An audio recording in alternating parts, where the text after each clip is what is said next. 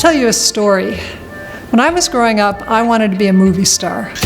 The biggest premiere in Hollywood history for Warner Brothers' A Star is Born brings out hundreds of film notables. Movie columnist Hedda Hopper doesn't want to miss this story. But I was growing up in Appleton, Wisconsin.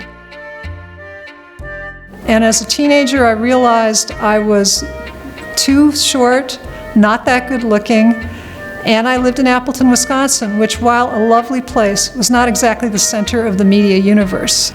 So I pretty much put that dream on the wayside and went towards something more practical in my life. A few years later, I went to a movie, and it was called Platoon, and it was co-starring an actor named Willem Dafoe. The next day I was talking to my mother on the phone, and I discovered that that was Bill Dafoe, who I had seen in community theater as a high school student performing in Appleton. It turns out not only was he also from Appleton, he was the same age as me, he was also not that tall, he was also not that gorgeous. But guess what? He was now a movie star who later became Oscar nominated and has had a wonderful career ever since. What was the difference? We had the same background, everything else, but the only difference was our stories that we told ourselves. I told myself it was impossible for me for a number of reasons.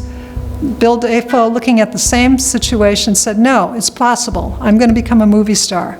So the story he told himself led him to Hollywood and career success. My stories led me in another direction.